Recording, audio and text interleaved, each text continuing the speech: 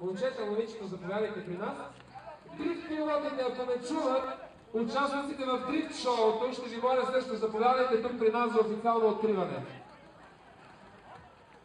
Така, на тези, които са тук и са сред зрителите, искам да кажа добър вечер ли е вече? Добър вечер и добре дошли. Много се радвам, че отново сте тук, на мястото, на което сме свикнали. Вече в продължение на 7 години да наблюдаваме изключително качествени неща, свързани с адреналина, свързани с бензина и свързани с моторните спортове. Уважаеми приятели, преди да ви покажем и да ви кажем какво ще се състои тук, мога само да ви обявя, че ето тук на тази каса, която виждате. Точно дясно ваше можете да си запишете имената и да участвате в томбола, която ще ви донесе награди. Разбира се, не е задължително, но ако има желаещи, заповядайте на касата, давате си имената и ние ще ви включим в нашата томбола, в която ще разиграваме доста награди. И докато Ивайло Цонев и неговият екип се опитват да подредят участниците в нашата програма, аз пък искам да представя нашите специални гости. Те ще ни представят един страхотен танц. Ето тук ще се случи това нещо.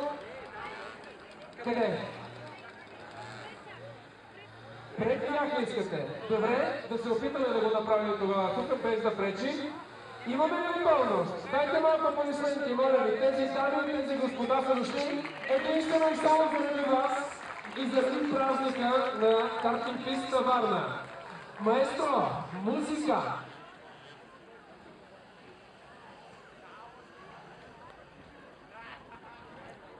Ще наблюдаваме представители на Алма Латина Данс Академия.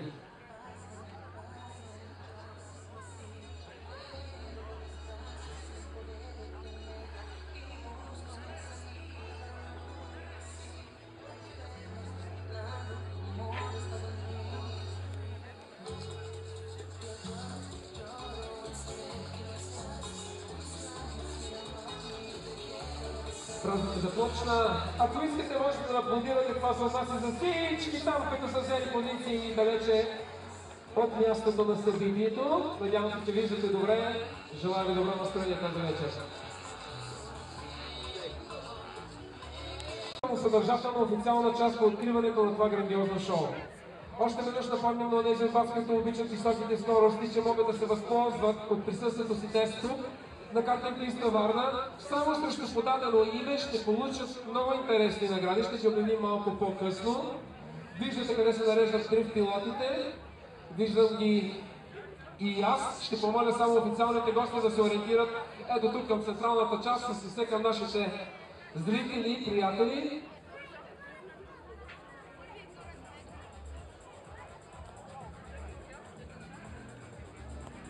Така.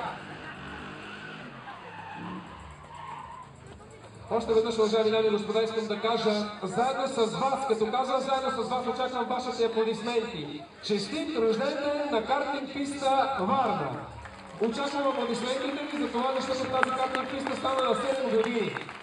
Всъщност тя ще случва на варненци, а и не само на варненци. Тук управителя на пистата Жан Димитров ни е подготвил малко информация. Забележете цифрите, те са изключително интересни. През изминалите 7 години пистата може да се похвали с регистрирани 70 000 клиенти от страната и чужбина. Това е доста сериозна цифра, а такъв отчет се води. Различни по пол, по възраст и по националност, но водени само от едно единствено желание – да пилотират картинг. В продължение на 7 години стотици хиляди изминаха 1050 метра тук на тази картинг писта, като за този период ще представя, ще започна с пилота и водача на карт номер 11, кмета на община Варна, господин Кирил Йорданов. Той да казва какво може. Карам с останалите имена, ще ви моля момчета, които чуват имената, си вдигате ръка, за да може да ориентираме нашите зрители. Иво Петков на 7 години. Клас Мини, състезавате от 1 година. Иво, хубаво ги бие ръката високо горе. Ето го Иво там. Излизаш малко напред пред карта, за да те видят всички. Браво, страхотен си. Така, Иво е само на 7 години. Петър Малкочев, на 8 години е Петър. Браво, Петър. Клас Мини, Петър, състезава се от 2 години, пети в своя клас за 2010-та. носителя на 10 медала. Това е Петю Малкръчев. Алекс Златанов, 8 годишен. Алекс, къде си? Излизай напред. Ето го Алекс. Клас Мини ВГ се създава с 3 години, вите шампион в клас Мини ВГ 2010, носител на 5 купи и 5 медала. Страхотен си и екипът ни си заслужава. Браво, Алекс. Захари Върванов, вървим нагоре във възрастовата група. 9 годишен е Захари. Браво, Захари! Клас Мини ВГ. Състезава се от 1 година, носител на 8 купи и 1 медал. Ясен Пръвчев, 12 годишен. Къде си Ясен? Ето го тук точно пред мен. Ясен Пръвчев. Той на 12 години се създава се от 4 години, носителен на 12 скопи, 8 медала, трето място във Формула А. Джуниор за 2010, шампион за 2007 от любителския шампионат. Това е Ясен Пръвчев. Никола Вели. Никола, излез малко по-напред, приятелю, за да те видят хората. Ето го Никола. Никола Вели на 13 години се създава се професионално само от година. Носител на 6 купи, шампион за 2009, шампион в клас Формула А за 2010, европейски и републикански шампион в клас ХФ3 за 2011. Тук вече имаме и сериозно международно отличие. Браво, Никола, успех ти желая. Павел Левтеров. Павка. Ето го човека. Тези, които се занимават с картинг спорта, много добре познават това име. За Павел какво мога да кажа, за него медалите отличията са много, но синтезирано. 14 годишен, клас КФ3 се създава се от 5 години. Има! Ще видя как ще реагирате. 46 купи! Носител на купа България, Мини, за 2008, вини шампион клас Мини 2009, шампион в клас Формула за 2010. Европейски и републикански шампион в клас КФ3. Всичко това се отнася за Павката Левтеров. Страхотен се чуете, браво. Сериозни успехи. Малко по-бързо, останаха доста имена. Диан Стефанов, 14 години, запалва изключително по картинга, кара със собствен карт. Много му благодаря, че е част от това грандиозно шоу. Аматьор, Валю Чулаков, 18 години. Къде се Валю? Ето го.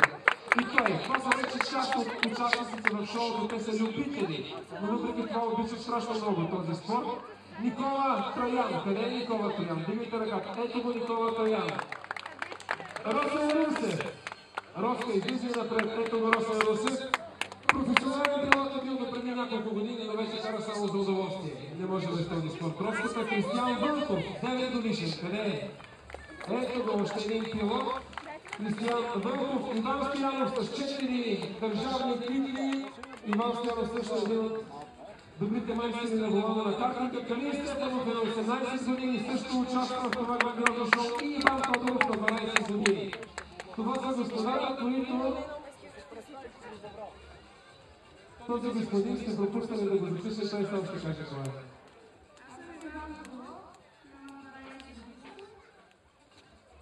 И това било всичко.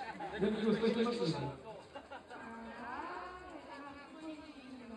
Една купа един народ и притесняваме днешната купа, която се надявам да спасим. Благодаря ти, заповядайте. Така.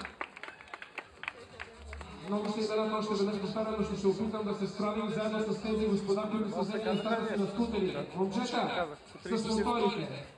Представям ви официално само с дигане на ръка, за да разберем за кого става дума. Тодор Халачев, точно на 16 години, кара от